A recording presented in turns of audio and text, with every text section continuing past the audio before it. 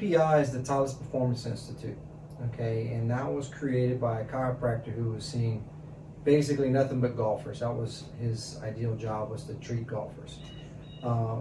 From that, he basically came up with a system of screening people on their movement patterns and how they fit into the golf swing, okay?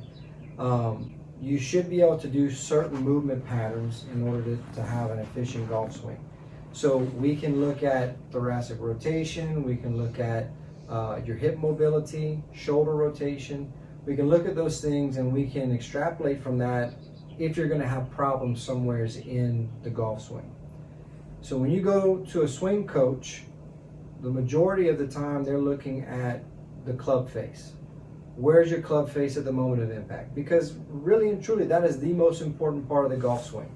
Does not matter how you swing the golf club, it just matters that when you come back to the ball, the club face is square, okay? But let's say you don't have a problem getting the club face square. Let's say the problem is that you overuse your upper half, okay?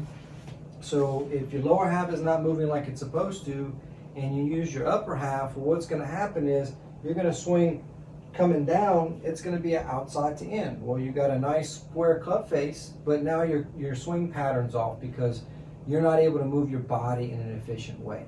So we really want to try and make sure that your body moves to the best of its ability so that when you are going to get swing lessons and things like that, you're able to do the things they're asking you to do in an efficient way.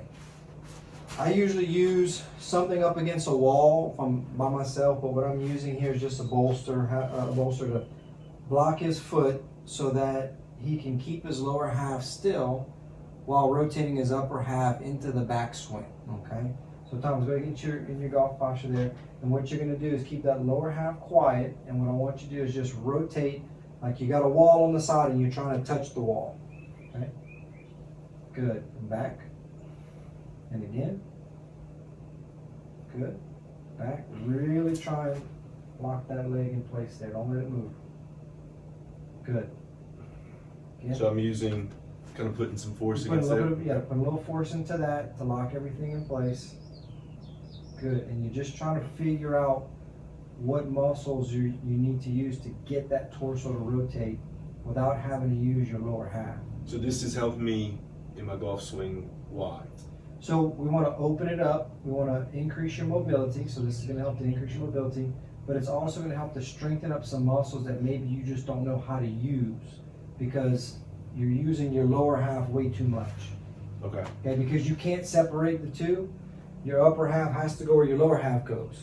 Okay, and in the golf swing, we kind of know that, yes, they may start off together to a certain extent, but at some point, they're going to have to separate. So if you can't separate them, then everything's going to move at the same range, and you're going to pull it, push, all kinds of different things. So we need to get some separation in there, okay?